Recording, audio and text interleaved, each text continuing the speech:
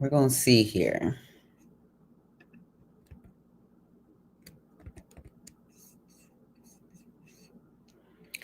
All right, we're going to hope this is working. Okay.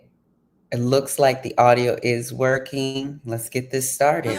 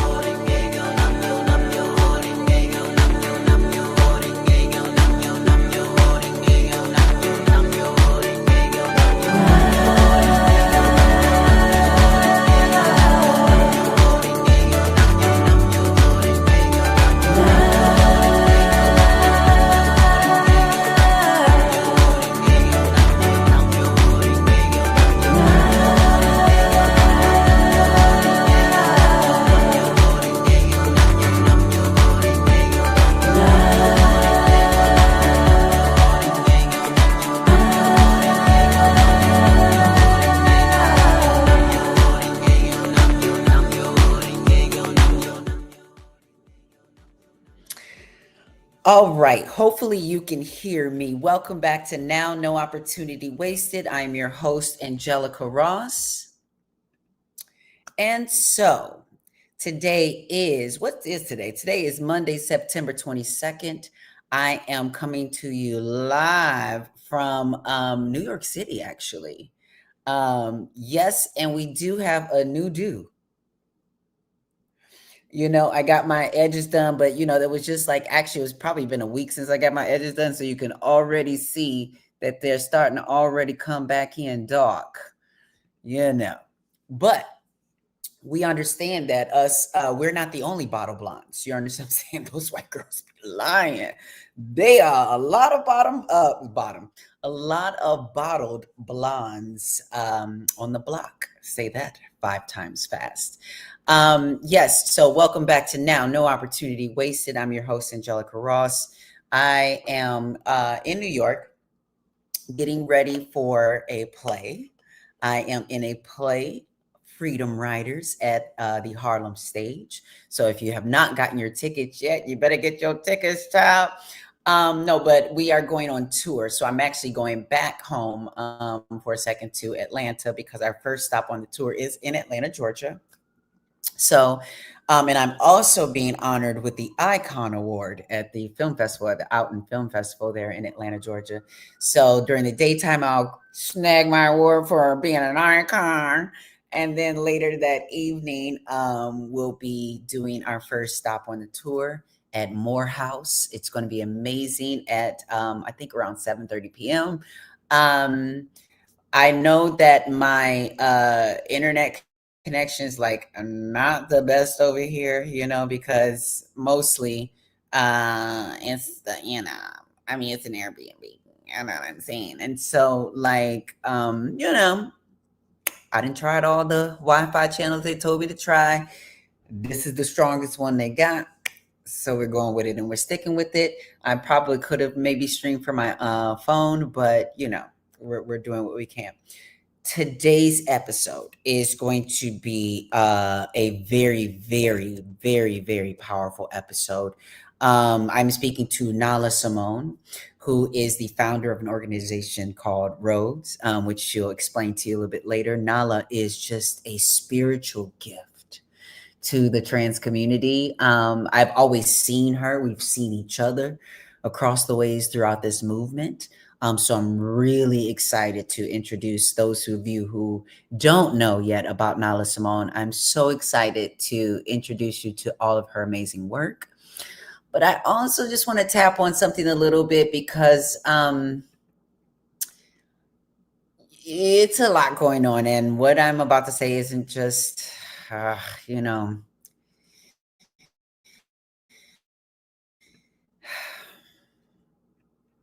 it's not just political, it's spiritual and it's serious.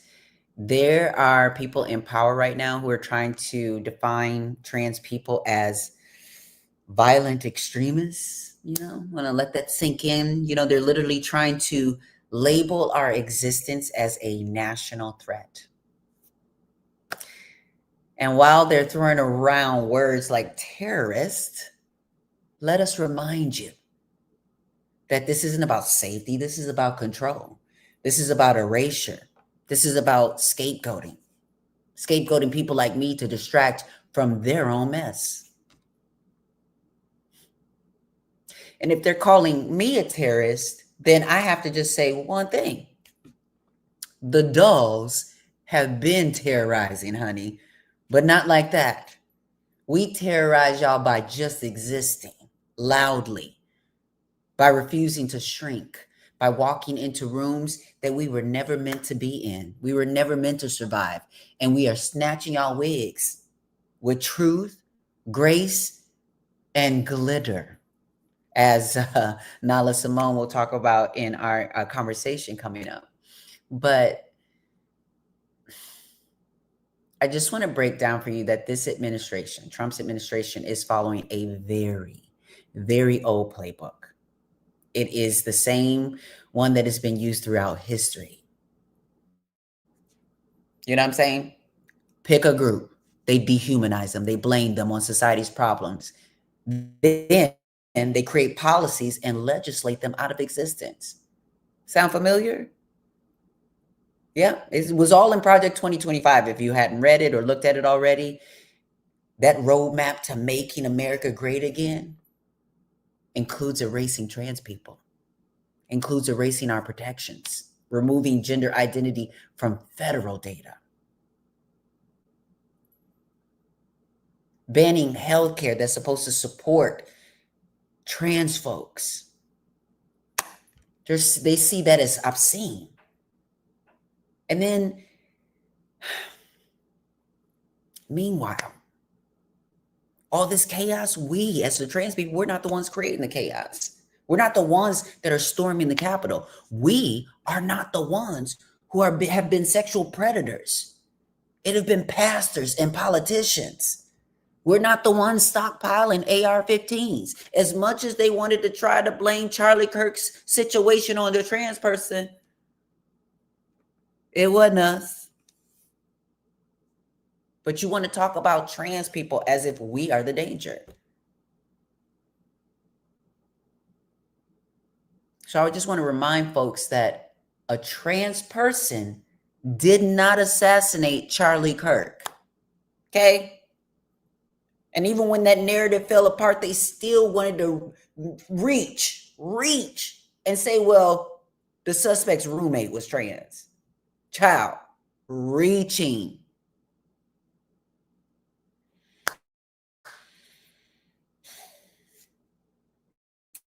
So this is not just about policy. This is about people's lives. I have been harassed in the Navy under the what you call that? The don't ask, don't tell policy.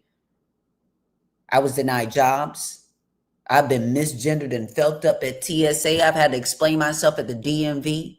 I've been priced out of housing because of who I am. And I'm one of the lucky ones. I'm the one with a little bit of privilege. But trans people all over the place are being denied health care.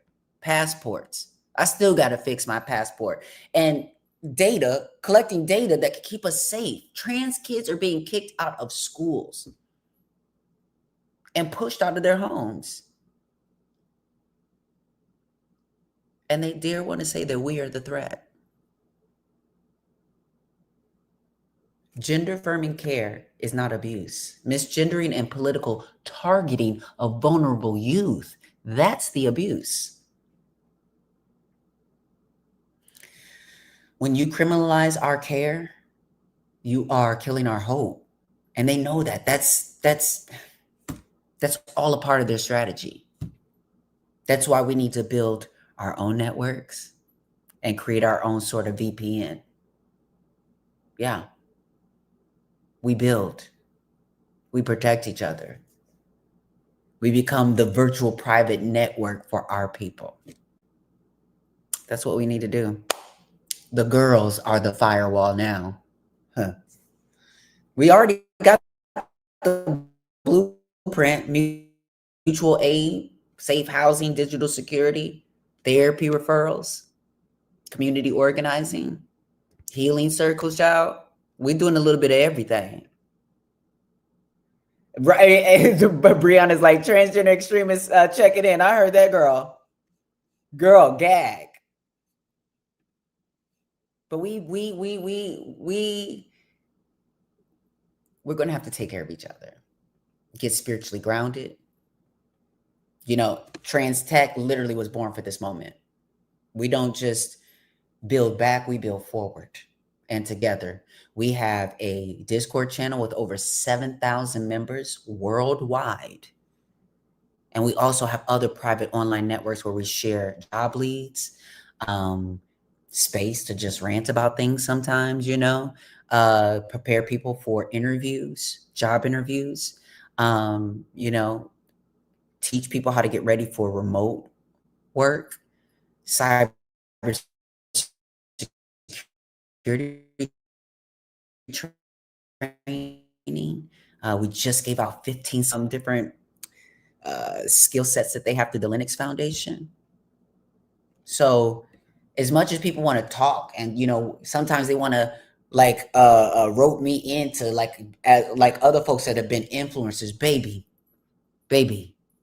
I have been a community builder for decades. Trans tech alone has been around for 15 years. Damn near. I think it's 14, but it might be, you know, going on 15. You know, when you get a little old, you start to lose count. You know what I'm saying? But they're trying to erase us. They're trying to legislate us, mislabel us. But we've already survived so many things that should have killed us. So many of us have. We're resilient, not by accident, baby, but by design. That's the look. That's what it's giving. We're not an ideology. We're not terrorists. We are your teachers, the ones who are sent to teach you, your neighbors, your artists, your daughters, your brothers, your non-binary, brilliant folks walking down the street. We're divine. So no, we ain't going nowhere, baby. And we're not backing down. And we're not going to stay silent. Okay? We're just going to maneuver around y'all. Play the game, how we got to play the game. But we're not here to be your political pawns. Okay? Yes. Diana says, brilliant. We must protect one another because hate profits. That's why we are resistance, louder, stronger, and always present. That is correct. Thank you, Zay, as well. Can anyone tell me what the little person emoji by my name looks like? It looks like a white person with long hair, and I'm not white. Listen, I don't know. I just see a cat. I don't know what a white, I think I see a cat in your photo, baby Rick. But thank you so much for supporting the stream. And while I'm talking about supporting the stream, make sure you like and subscribe and become a member. Like you can become a member over here at YouTube. We got memberships. Starting at $4.99. You get early access to content. You got my winner's circle, some secret exclusive posts, you know, stuff like that. I got some music, exclusive music rehearsal stuff that I'm gonna let my subscribers and my members in on. So please become a member, support the channel, just $5 a month. You can join the Substack at substack.angelicaross.com. But the T is if you join as a member on YouTube, then you automatically, for free, get access to my paid Substack. So I don't make you pay $5 twice. Even though I could, even though I use both, your 10, I'll take 10, I'll take 20. I'll take 100 if you want to give it. If you got it, I'll take what you got. How about that? All extra funds. I will necessarily take all them Disney, Hulu subscriptions y'all canceled. Listen, $5 right here. You could be supporting a Black trans woman. Listen, who is telling the truth. You understand what I'm saying? The thing that this internet is cutting up, but hopefully it's not. We recording. Matter of fact, am I recording over here too? I'm not, but let me start recording. Oh God, I'm gonna start recording here locally too. The configured path. Okay, girl. Well, let me get the path right then. Output, recording. Oh, I see. Okay, but y'all not gonna want me to let me do this while I'm streaming. You're not gonna let me do it. Okay, I got it. I got it. I mean, I could stop the virtual camera for a second and switch my cameras. Let me see here. I'm going to switch my cameras for a second to my, which camera do I want to switch it to? I'm going to switch it to my camera on my phone. No, yeah. Oh, there we go. But it's just a little light. It's a little light and it's not as much color as I like. But we're going to let that go for a quick second so I can stop this virtual camera, go to my settings, go to my output, change this recording location to the video vault that is hooked up to my computer.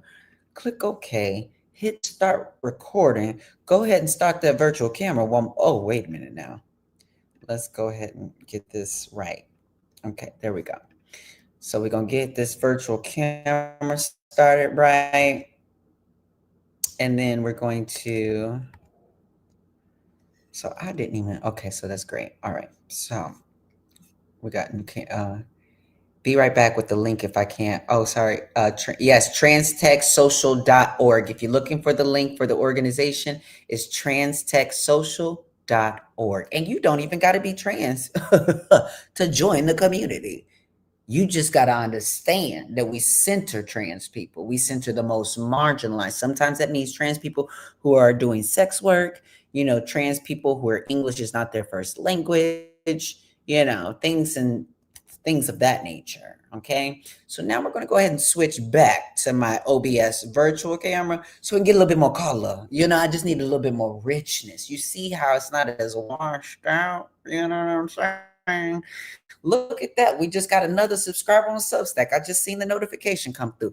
Would love to see a notification, for some supers. You can send super chats and you can send, all these different things. Send coins, child. Send it all. All right. I thought she said TransTech had a Discord. TransTech does have a Discord. We have a Discord channel with over 7,000 members from around the world. But you cannot, this is a private Discord channel. You have to become a member first. That means you have to fill out an application. I need to know who you is. Yeah, we're having accountability in this community. We're just not letting anybody in. Okay. Fill out that application. It's free. You ain't got to pay, but I need to know who you is. Okay. I need to know. And I need to know that you're going to understand the rules and be accountable to how we treat each other in our community. Right? We're here to heal. We're here to grow. We're here to gain real opportunities at will. That's what grow means. We're going to be doing all the things. So you can join our community for free at transtechsocial.org. I also have another private community. Both at the Winner Circle, which is win.missross.com. But I have a co-creative oasis that I have used I've turned my home basically into a creative oasis. And it's 3 stories of creative space. We have a podcast studio, recording studio, photography space, um, sewing machine, wardrobe. We have a little bit of everything, and it is ran and based out of my Buddhist community. Like we call it our Soka studio. So a lot of my Buddhist youth and friends help me to run the space. They help me keep it clean. They help make sure that all the things are taken care of while I'm away here in New York as well. So thank you so much to Madam CJ, to Markel, to Chris, to Ben, to all of our Leilana, to all of our new members at Potluck Fire, our co-creative community. If you want to know more about that as well, you can go to potluckfire.com. All right. But yes, so we're definitely going to be vetting because we just need to make sure that people are not trying to infiltrate the space I'm creating, because I will not have that. I'm here to protect my people and protect myself. Okay. All right. So this conversation tonight, though, is so good and so special. So I want you to stick around. I can't wait to hear your thoughts about this conversation. If you want to jump on a little bit later with me, I can send you our virtual studio link, and you can hop on and share with me your comments and your thoughts about the interview, about our current, the news cycle, all the different things. Again, you can text me at 1-888-991 to win. That is 1-888-991-2946 win. Again, that's 1-888-991-2946. All right, so without further ado, I want to get to this interview with the Nala Simone. Now, before, wait, I said without further ado. I didn't mean that. It's a little bit more do. A little do. A little do. Give me one moment because I want to see if they gave me, I think they did. Yes, they did. Because it's sometimes we're doing a lot. So yes, so I have an introduction for Nala, which is wonderful, and we are recording, so which is great, and I'll be able to edit this, of course. Copy, paste. Okay, so okay, so I'm trying to get this to the top of, here we go. There we go. All right. So y'all, today's guest is a visionary healer, connector, and a fierce advocate for changing the face of justice through radical care and community. Nala Simone is a Black trans leader, an activist, a healer, a change maker, rooted in Brooklyn, New York. Born and raised in Bushwick with an Afro-Caribbean heritage, Nala discovered early on the power of creative expression, earning a fashion design degree and a cosmetology license before life's calling steered the good sis towards her activism. Her path changed forever in 2013 after the tragic loss of a dear friend to anti-trans violence. And from that moment, Nala has transformed grief into action, organizing for transgender safety, ending gender-based violence, and supporting LGBTQ plus communities across New York. With nearly a decade at the Callan Lore Community Health Center, she's lobbied for policy change as the TGNB Health Advocacy Coordinator. I need to speed this up a little bit. mobilizing transgender and non-binary and queer communities to demand gender-affirming care. Nala also served as a co-chair for New York City's Young Women's Advisory Council and co-coordinated with Girls for Gender Equity, facilitating empowering spaces for emergent young people and influencing policy, media, and philanthropy. In 2018, Nala founded Reuniting of African Descendants, ROAD, a trans-led global initiative uniting Black, queer, trans, and same-gender loving individuals across continents. ROAD isn't just a project, it's a movement, which during the COVID-19 pandemic, ROAD secured land in Uganda to support trans livelihoods, a historic milestone.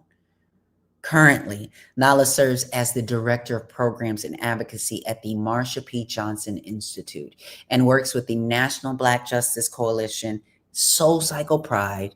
She combines her outreach with healing, mutual aid, and art to uplift Black trans bodies. Grounded in a spiritual calling, she's training as a minister. Her approach to justice is deeply rooted in love. Nala insists in order to dismantle dehumanization of trans folks, we got to educate our youth at an early age. Once adults open up their hearts and minds, the rest is history. Please welcome to this conversation. Welcome to Now, Nala Simone. For being here with me now, Nala Simone. Thank you so much. Thank you for having me. Absolutely. Listen, I had to sit down and have this conversation with you because we have seen each other over the years and been in this movement, and you are someone that I have seen rooted in a spiritual space, one that we don't often see folks really claiming for ourselves. So it's been so inspiring for me to see how you move in your spirit. Your work has been described as being rooted in healing and justice and Black trans joy. Mm-hmm. What was your experience that led you to doing this kind of work? Yeah, thank you. I want to say thank you for having me. And before I even jump into it really is about the being in the ministry of the who's, right? And there has been so many who's that have laid out a pathway or opened doors or shattered glasses, and we're mindful where those glasses fell. And so this journey is not remiss that before I even planted my feet or had a seed that cracked open and fertilized, that there were others that welcomed me with open arms. And so I will say that grief and casualty was the thing that allowed me to identify what was going on with my own identity. Wait, say more. Casualty and grief, meaning that I found myself in a pain of no longer being able to put on the mask for others and pretend that I could be who people wanted me to be by their prescription of how I was assigned or how I should show up in the world. And once I let that go and I grieved, that I was able to birth something that was true and authentic to me. And it was by seeing the examples and possibility models, yourself, Laverne, Janet, and many other folks who were in spaces that allowed me to connect.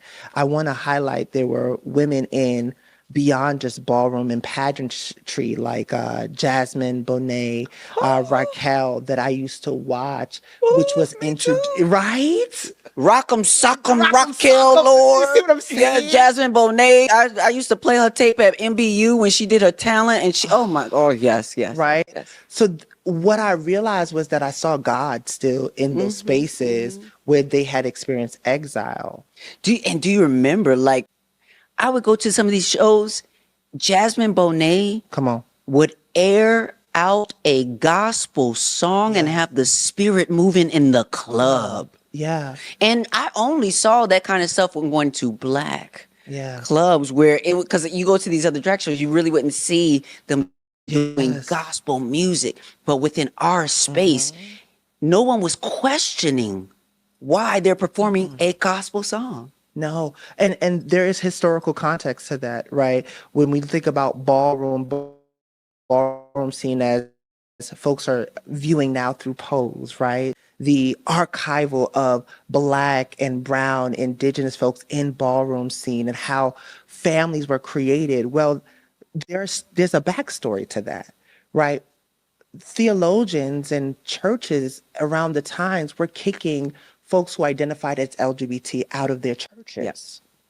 And so what ended up happening was a lot of the drag queens Who got kicked out of church. who got kicked out of church would have church in ways of drag shows on Sundays. And so what will happen is a lot of those women would perform to gospel songs, as we're talking about now. And what they realized that after it was over, there were children that had nowhere to go.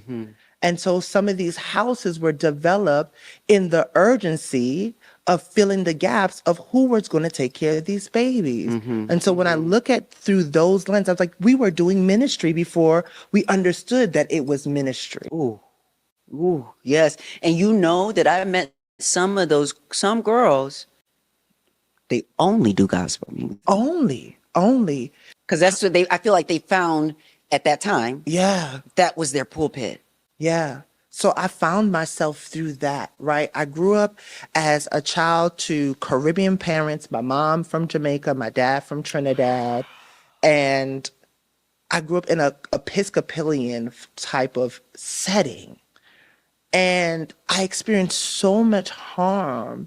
However, and you could not tell me about the ways God communicated to me as a kid. Very prophetically, telling my mom, I hear this. And I come from a lineage of matriarchs who had a connection with the divine, those women who were dreamers and say, I had a dream about so-and-so and would call to give those warnings. Those women who can pray in a way that you saw something happen the next week or the next day. Like I grew up in a family where the gathering and the circle of women was so needed at a time when we're talking about the 90s and the 80s, right? There's a very particular reason why I'm bringing up the 80s because we're also connected to the HIV epidemic, right? Yeah. So we're having exile, epidemic, language gaps, but folks doubling down on language that removes. So I found myself in a historical DNA code being birthed out of resistance and exile that I still didn't know who I was until I found the language. And I remember 2011, Janet Mock released the It Gets Better. And I remember going on YouTube and seeing your videos where you would share in such a vulnerable, intimate space about your journey of your becoming and also what it meant to serve this country. Yeah, you talking about way back in the day when I was on like MySpace and YouTube back. Yeah, way back. Yeah. Right? That parallel with Diamond Kohler being vulnerable. There was a list of trans folks that I could find on YouTube before and MySpace before we had Instagram and TikTok, the soundbite. Like folks really being in the space of testimony and truly ministry in vulnerability about what they were going through. And a lot of them often talked about being kicked out of the church or being shunned by their family based off of what they was taught through biblical texts. That is a common thing through Black and brown. Very common, right? Very common. And why? Because theology, particularly from a Christianity or Abrahamic or, Unitarian lens, have colonized people in ways that oppress them, that they have removed from their indigenous practice, their rituals to keep them safe. And I have always thought, even though I'm a Buddhist, I have always thought that it is such a tragedy that faith and spirituality has been ripped out of the hands and the hearts of trans folks who don't see their value in the divine thing of things. It's there's still a language that was given to them that's all about keeping them trapped into these spaces. Yeah. So this experience leads you down the road. I guess pun intended, but it leads you to a road to then create road. Can you explain to the folks Yes. what is this road and what it stands for? Yes, Road is Reuniting of African Descendants. It was not just a dream, an experience of finally being able to go to Africa in 2017 as a Black trans person traveling, right? You know, historically there is someone who is trans who worked with Pan Am. I won't say her name, but I'm putting context because context and archival work for us is so necessary in 2025. It really in is. a place like this now. As they're burning our history. Yes. Intentionally. So I am naming things intentionally for reasons. There was a trans person with Pan Am before Pan Am became Delta. Road for me and traveling to Africa was a form of resistance of, you keep telling me to go back home as a Black person, I'm going to do it. And I'm going to do it in this full, authentic, trans body. Ooh. Which is difficult because I get so many letters, DMs, Absolutely. messages from people in Kenya, Uganda, Ghana, all over that. And, you know, I've sat here with the heart to understand and the compassion and empathy to know what they're going through, but also feeling, and this is, I have to say, like, I think we all have an experience of feeling like, what can I do? And at different points, we answer that question for certain things. And somehow you said, I can do something. Yeah, absolutely. The ability to do something was rooted in watching my single mom being a migrant of this country, trying to get her green papers and holding the historical experiences that she had being poor in Jamaica and what that meant, and understanding what it meant in my own research, because one thing I always did was research. I wanted to know more about where were girls like me, where were people like me, what was our language before colonization, and where do our threads go? Well, before theology have been an investment that created policies to actually keep us from being who we are, they have a whole system where they do not even name the baby based off of their gender. They wait for that gender to explore before giving them a name. And that's historical. That's a historical thing. Trans folks have been in many different cultures, from Asia, South Asia, beyond, in African traditions, pre-colonization. Right. Because, you know, let the Hoteps tell it. Oh my goodness. And LGBTQ, that gay-ish, Yeah. is not from our African descent. And I when I find people from Africa spouting homophobia, I see that the roots lead to the colonization and them being introduced to what the white God said that you were supposed to show up as. In Word's work, one of the things that we have come to understand in collaboration with a lot of the organizations that are doing work, SMUG, particularly in Uganda, and other trans-positive Uganda, I'm focusing on Uganda for right now for this context. Absolutely. Is that there are white theologians from the U.S. who are investing in the theologians there and the priests there to uphold the anti-homosexuality bill. I'm not just talking about trans. How trans come into that is because the conflated language that still exists, right? When we think about language and the expansive and the nuance, there's still nuance that folks' capacity of mind can yet to comprehend. Baby, they still want to call it gay pride. They don't even want to still expand beyond that. But yeah. Right? Yeah. Right? And so what happens, though, in the conversation of sexuality versus gender expression is that the folks who are often targeted immediately are folks who are gender expansive and conflated under the homosexuality bill. Yeah. Right? Yeah, so correct. Absolutely. in 2013, there was a bill, I don't even want to say the name because I don't want to give the person Please don't. who, who invested money into Uganda to create the anti-homosexual bill. It was first in 2013. It didn't pass, but it regurgitated last year. I saw that. And it actually went through. And so what that bill did was put a lot of trans folks in harm, especially having them experience anal rectal the searches, unwarranted, like body searches, trans women walking the street being asked to strip into their clothing. So there's parallels. In the US, you could only have you had to have 3 articles of your clothing. Uganda is practicing you need to take off your clothes and put on the clothes that are assigned to in your birth. So there is, so when folks say what can we do, is that there is a thread between what is happening in the US that is being pushed outside for the sake of resource and capitalism. Imperialism, yes. And imperialism, right?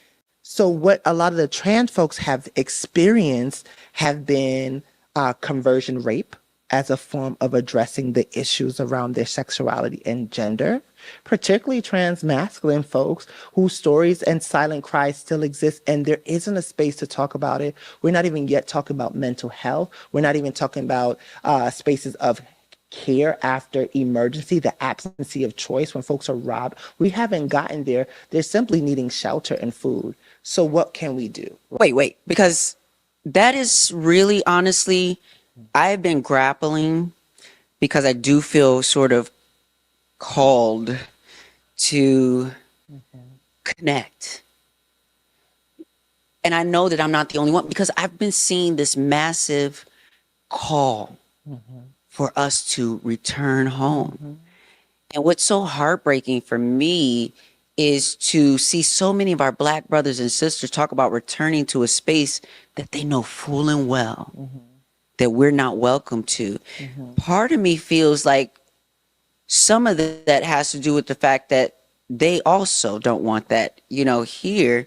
And then another part is that people seem to just be oblivious. People who just seem to be our allies, fantasizing about and talking about Africa in these ways and leaving us behind and out of that conversation. Yeah. What can we do to get tapped in? Think to get tapped in, and also that the propaganda and the fear around us returning home is real because there's evidence in policy, right? So I want to be clear in the acknowledgement that policies are being birthed in ways that does not see the humanity of trans and queer folks, right? And then here too, though. And in here too. However, and as the historical context of our own existence, there is no coincidence why we exist. And so I would rather exist in the exchange of being me and fighting against those things globally than staying dormant and waiting for permission to be seen. My existence did not come without a radical knowingness, right? If, for lack of a better term, Jesus can flip the table, why can't I? Right? We know as trans folks, exile. We know what it feels to be exiled in our walk of our journey before the becoming, before we have the labels of our sexuality or our femininity within, when I'm talking about the context of trans women, or women of trans experience, or the gender expansive within feminine divine that was supposed to be AMAB, right? That means assigned male at birth, right? There has been a conversation that we have been having around gender and fluidity and safety that is an invitation, but also I stand with women and I understand women pain. Absolutely. And so what happens is that we're remiss. The important part about right now is that there is resistance that's needed all the way around, not just from the US. The genocide that is happening in Palestine will increase beyond, because I've already been watching how it's been happening to trans folks in Congo. I see that in Sudan. I see that in Uganda, particularly in Kampala, right? That there are no protections for human rights that are beyond the binary. Not let alone in the Congo. I mean, male, female, wherever you are in the binary, there is also just a lack of human rights for those who are working and getting the technology we need for our cell phones. I will say though, which, not that South Africa is perfect.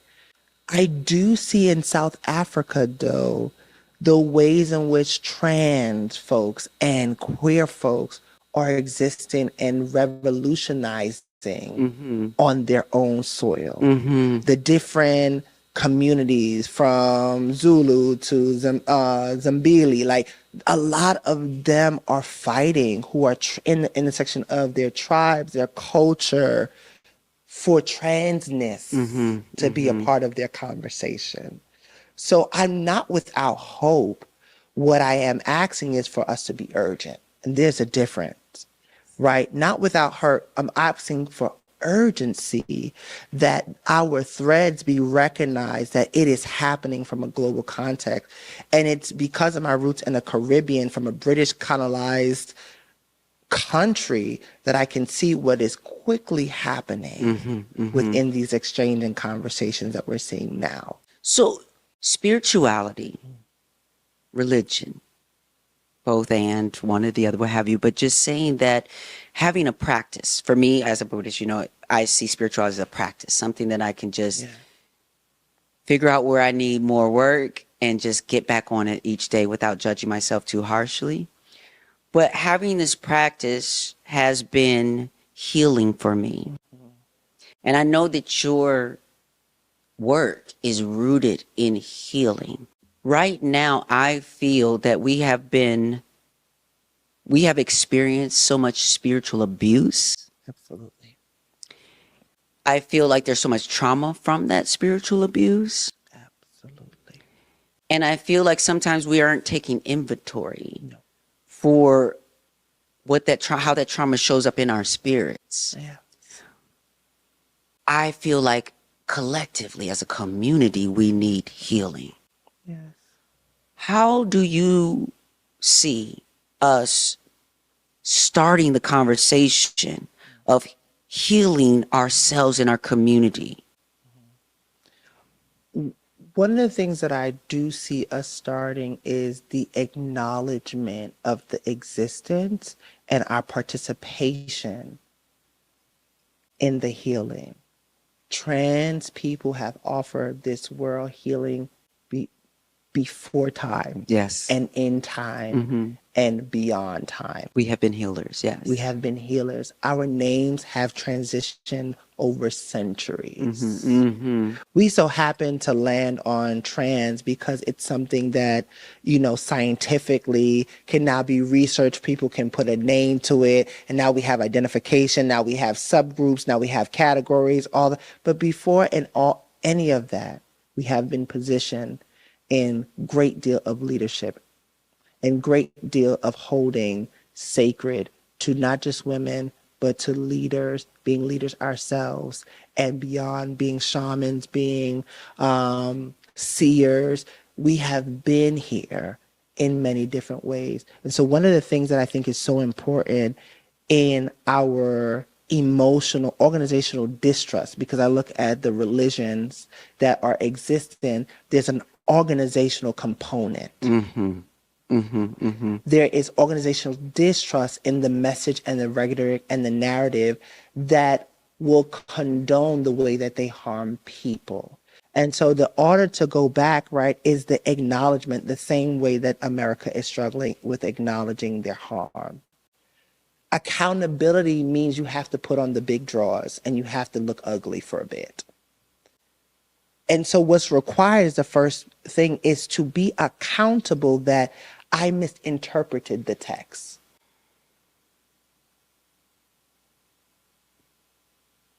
I had to sit with that one. Because that is a huge thing, is that people have to be accountable to the misinterpretations, because you're running with stuff and you don't even understand what you're running with. God never said anything against homosexuality. Sure didn't. Paul did. He was a disciple. Right. But Jesus or God didn't say that. Right.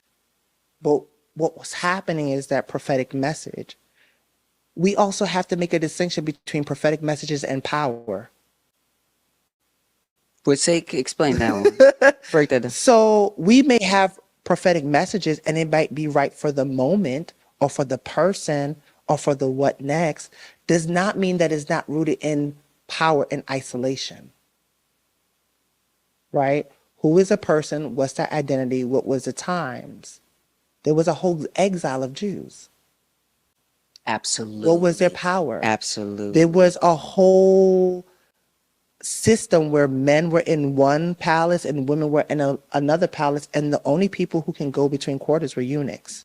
Absolutely. Eunuchs, as we know in our modern day context now, can be connected to gender expansive folks. Absolutely. Honestly, because I was rooted in Christianity, eunuchs was the first place I saw some space in, because, and even after I transitioned, me going through surgery, was not about attracting a man.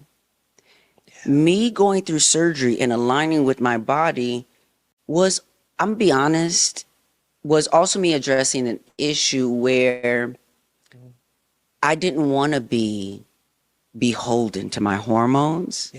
Especially in a place where men did not care for me. They just wanted to take from me and take my body.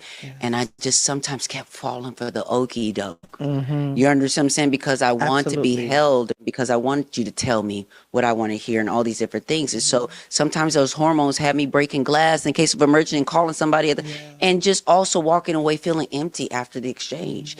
And I wanted to focus on my spiritual purpose because I knew I had one. I just wasn't clear on it because of where I came from.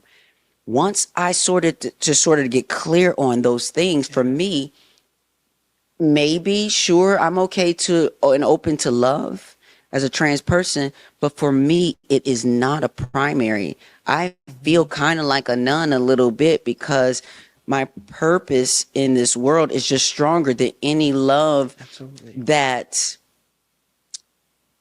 has conditions. You created a sacredness within yourself and your being by the journey. And that's why I often say in the echoes, I'm echoing that trans people are really sacred.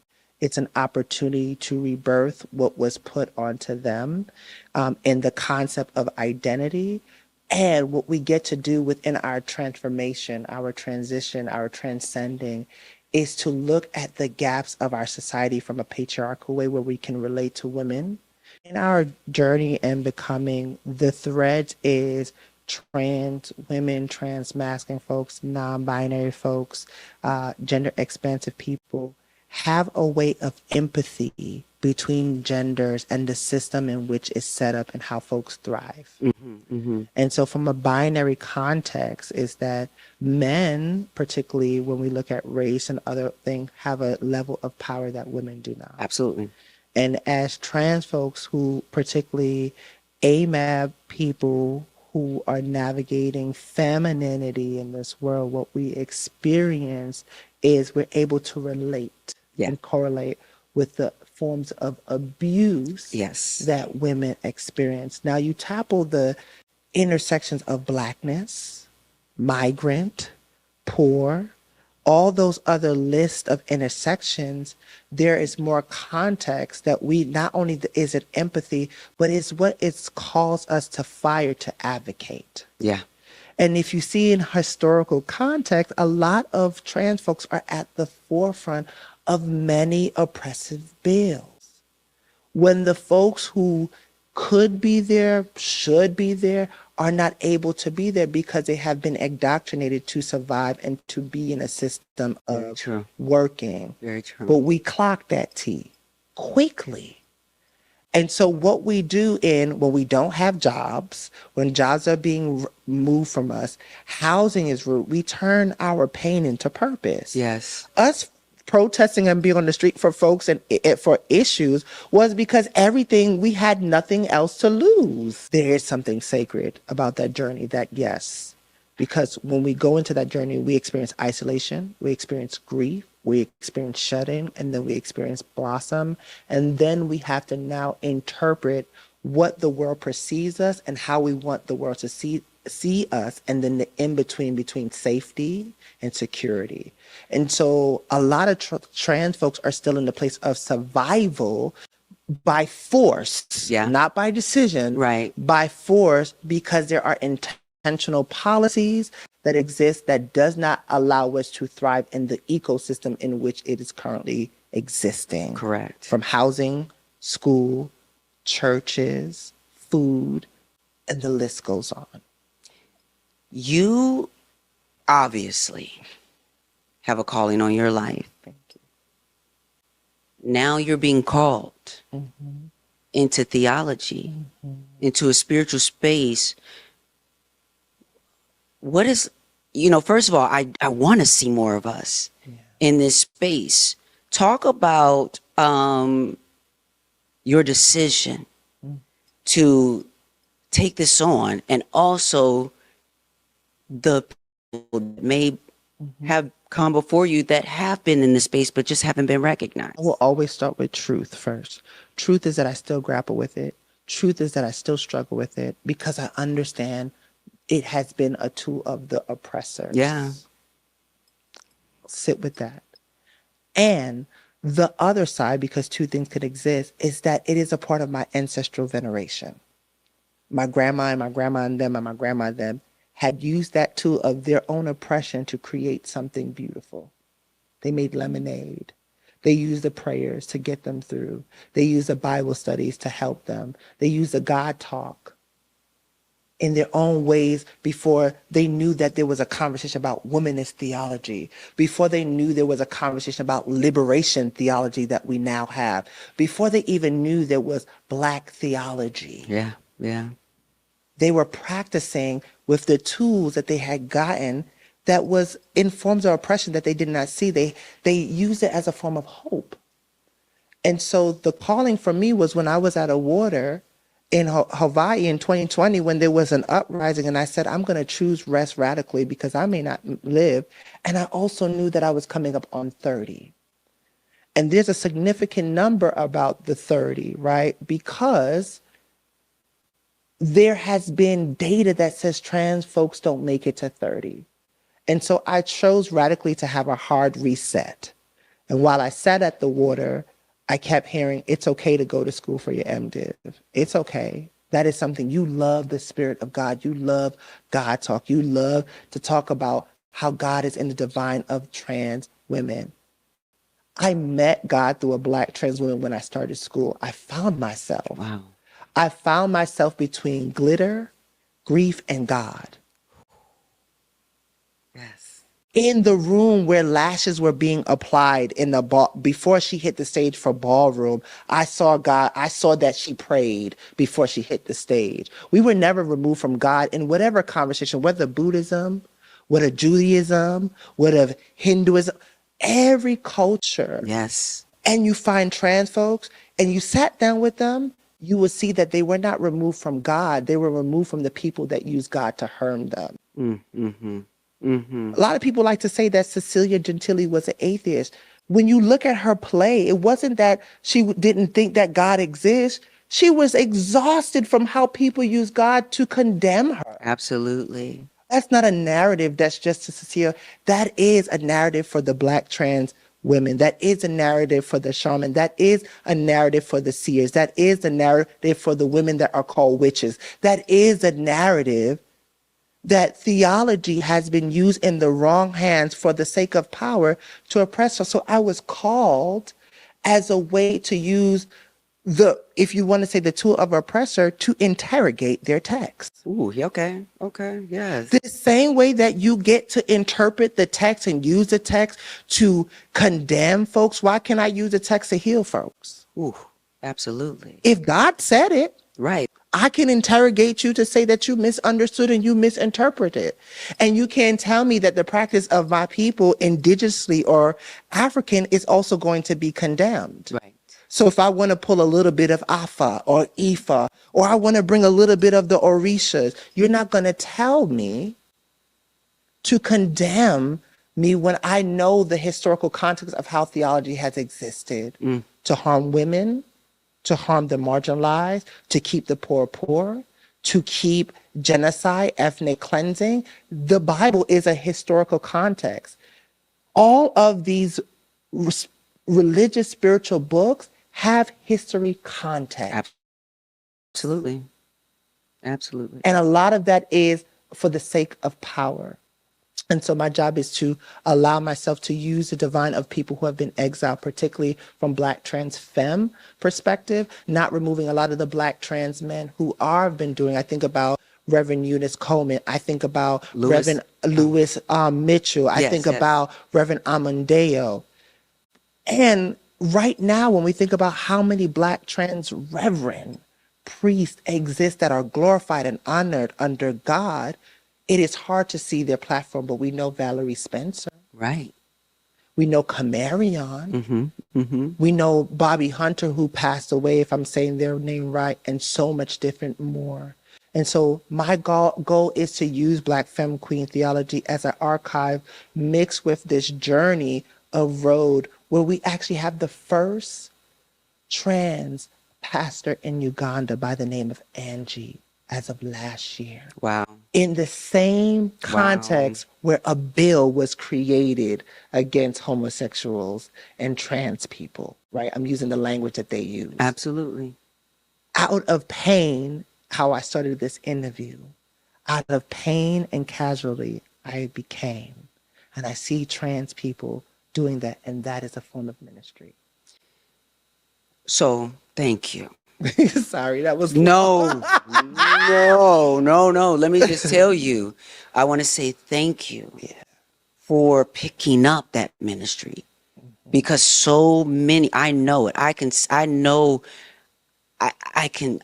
see when there's broken spirits and people, just meaning like they haven't been able to tap back into something that affirms. Finding the language to even identify and name it. And to identify and name it. Yeah. We know that saying, that's not my ministry. This is your ministry. It is. It is so clear. Mm-hmm. We already talking on the side about how I can uplift and amplify that ministry, because I definitely want to do that. But I just want to say thank you so much for taking that ministry.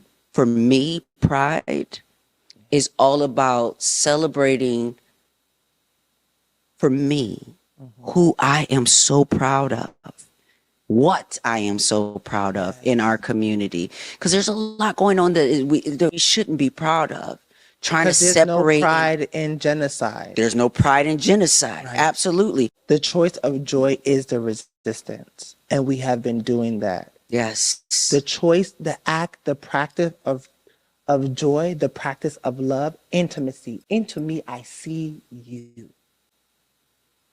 Into me, I see you. Yes. That practice, that act is the form of resistance and is the healing modality. It is the pathway for our becoming. And what my prayer and my hope is that in our trauma, in our pain, that we will get to unravel it in a way that we don't have to use the glitter to look good, to show up in spaces to look good, to say, I am hurting and I've been using glitter to cover it up. Yes. Glitter, grief, and God. Listen, from your lips to God's ears, those prayers will be answered. Thank you so much. Thank you. Happy Pride. Happy Pride. We will be right back. Ooh, well, that was an incredible conversation. I wish I could, I lost connection with one of my cameras, with my iPhone camera that I had kind of going virtually connected to this. So we are connected directly with my FaceTime camera that's directly on my computer. That conversation was healing, absolutely healing. There's so many connections. I can't wait to, I got to break down this conversation. Yes. Thank you for more sacred medicine sharing. Yes. I definitely am going to be connecting with Nala and Road on my journey and road to Africa. And journeying there, she mentioned Uganda there a couple times. We definitely hitting up Uganda over there, you know what I'm saying?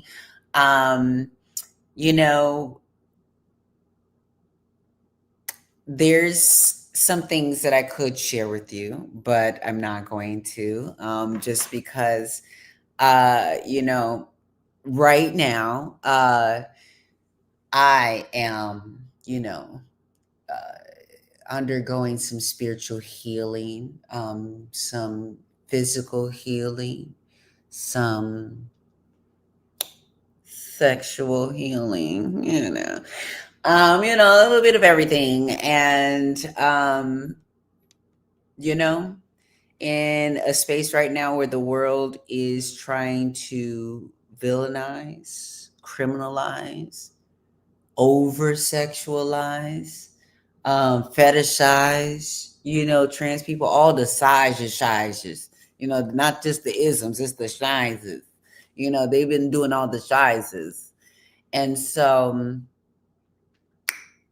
it's nice right now to have some balance. Right now, I have been, in rehearsals at the Harlem stage and just experiencing so much love from the cast and the crew, the band.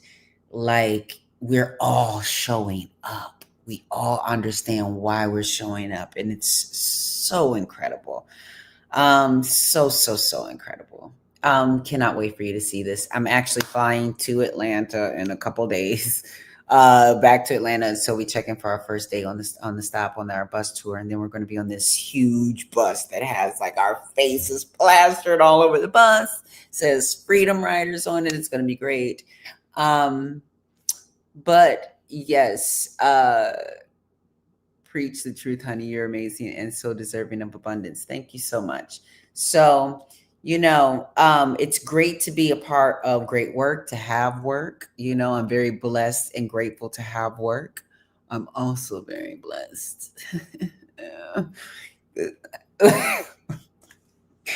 I know I'm being silly around this hair, but it's just that, oh my God, I just have been like gagging because I can just drip a little water in my hair these days and kind of keep it going a little bit. I just got to put a little bit of something, but it's just like, I mean? Like, my goodness, what I'm saying? Like, I could do my hair, but I also can just like quickly kind of look sickening and not really have to, because like right now I'm not wearing any makeup. So that's the situation. I was in rehearsal earlier today. So we have not a stitch of makeup on. Okay. We just came to y'all like this. You understand? Everybody ain't able. I understand. Everybody ain't able. But yeah, that's about it for me right now. But I will say that I am doing a few things. So I've been talking to my Buddhist mentors, and I think I got them to agree. We'll see. But here's the situation. Y'all know me. Y'all know I'm a wild card, okay? And listen, Buddhism is at the center of my life. It is. It truly is. However, I am very well aware in our Buddhist practice, we call it the 10 worlds. So part of the 10 worlds, we have to. The thing about the 10 worlds is there's a law that's called the mutual possession of the 10 worlds, which means each of the 10 worlds actually exist inside each of the worlds. So if you in the world of heaven, guess what's also right around the corner? Hell. Yes. So the world of hunger, anger, animality, all of those lower worlds exist within all these other worlds, right? So the thing is that as much as I practice, and I've been practicing for 15 years to vibrate at a high level, you know what I'm saying? I need to have my Buddha nature, like vibrating really high. That's what the page I'm trying to be on. But hell is right around the corner, and a bitch got the keys. A bitch got the keys to hell.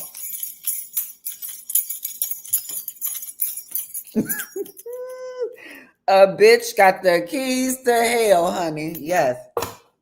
So, I can give you a tour. You know what I'm saying? You want a glass of water? Want some ice water?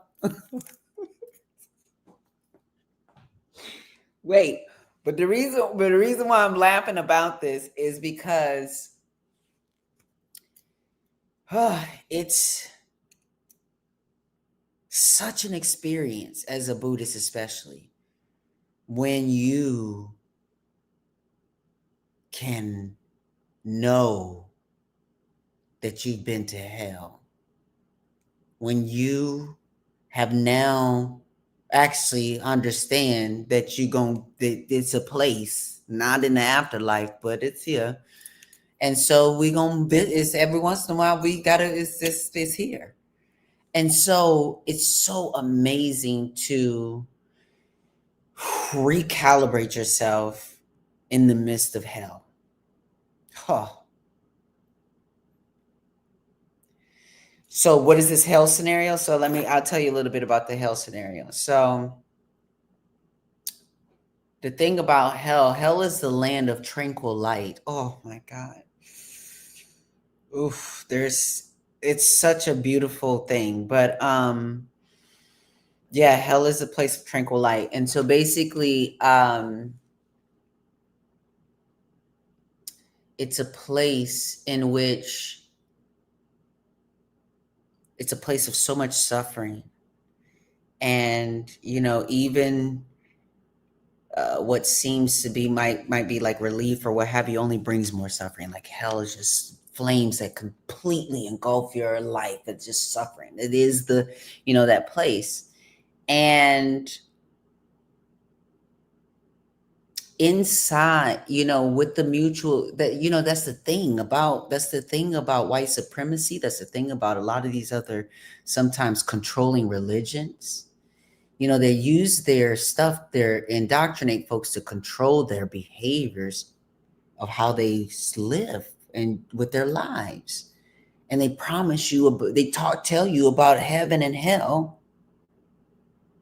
If you don't do right, you're going to go to hell.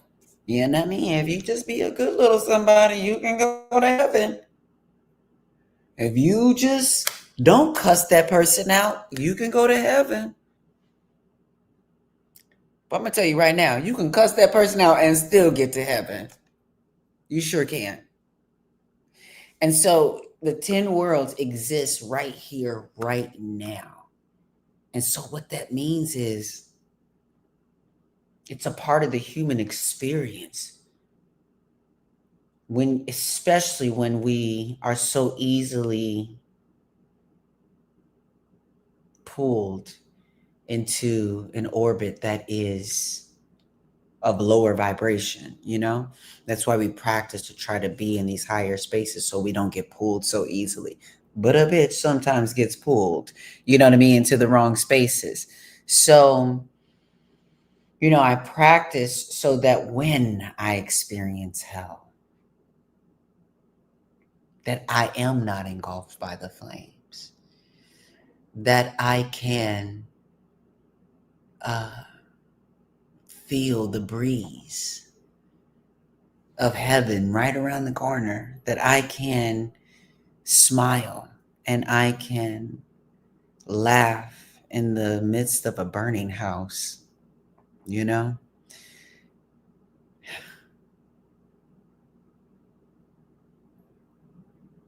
Are we not in the midst of a burning house right now?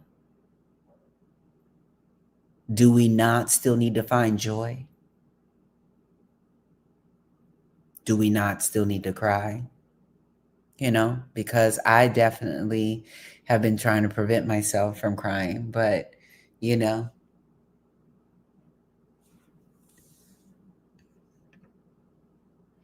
necessary to visit for balance and a reminder of where others get stuck. I revisit every now and again.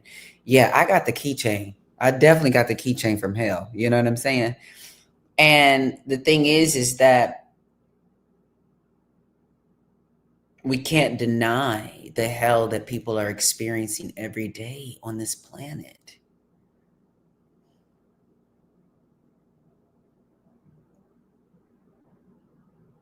There are Congolese children living in hell. Living in hell. There are Palestinian people living in hell.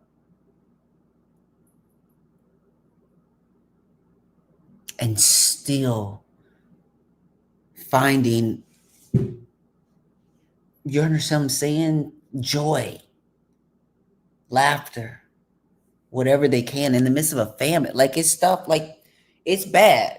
It's bad. It's bad. And I know it's bad. It's bad. But what I can tell you is it's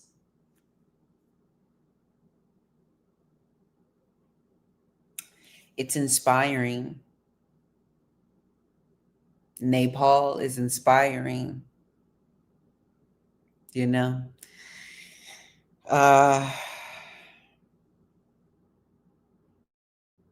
Yeah.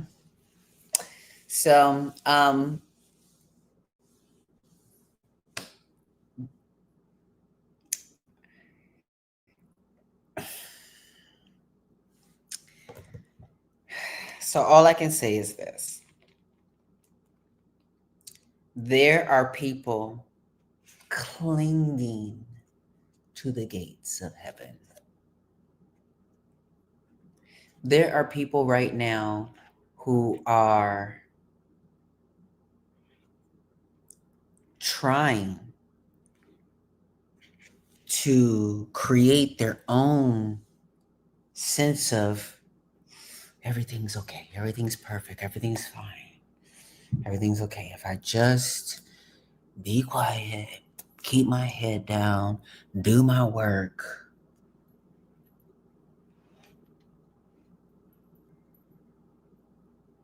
everything's going to be fine, right?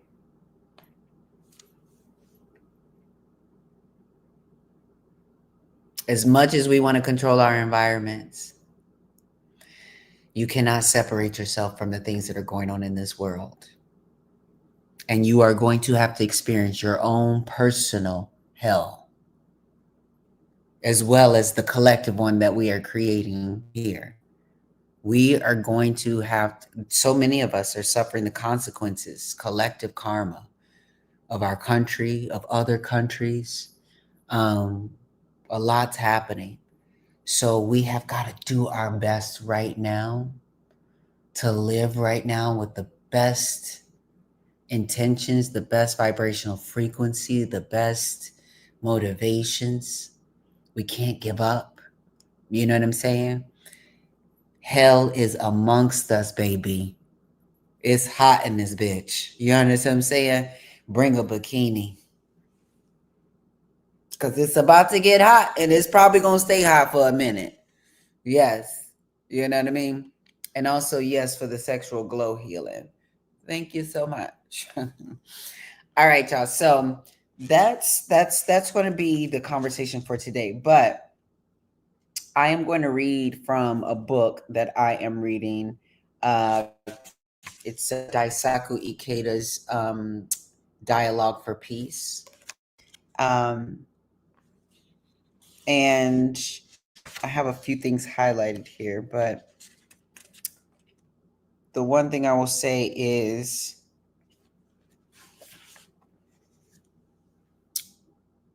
Daisaku Ikeda, president of the Soka Gakkai International, contributed an article entitled "The Evil Over Which We Must Triumph," in which he states that international cooperation against terrorism cannot be limited to the short term. At a deeper level, it requires a profound re-examination of the nature of human civilization.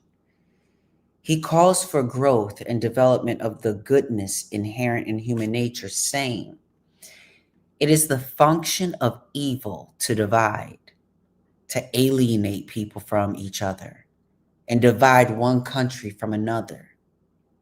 The universe, this world, and our own lives are the stage for a ceaseless struggle between hatred and compassion, the destructive and constructive aspects of life.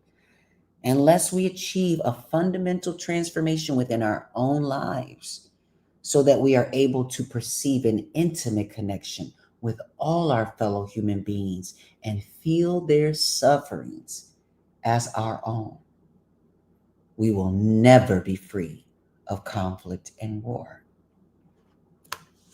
So part of this practice is to understand there is no separation. There was oneness in environment. The pain that others feel, I'm not immune from feeling that. The way that they treat folks in Palestine, they will treat us the same way here too. Some of us been knew that. Some of y'all are just waking up to that. In any case, we have got to treat each other's suffering as our own. Like, we don't want anybody to suffer. No matter human beings, we don't want them to suffer.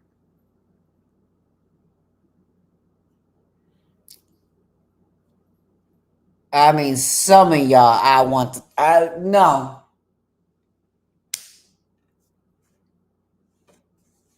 Because you know what I was thinking. Suffer, bitch.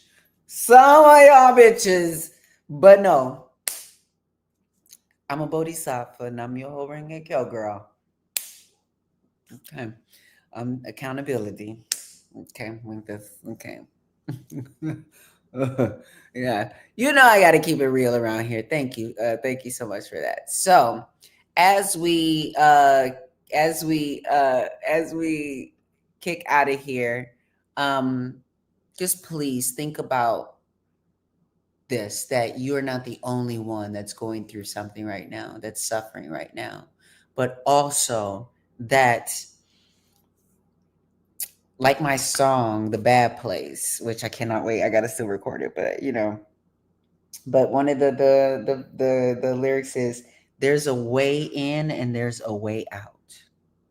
So if you understand the 10 worlds and the mutual possession and that all these things exist together, if you are currently experiencing hell, if you are currently experiencing hunger, animality, anger, these lower sort of vibrational spaces, that there is a way out.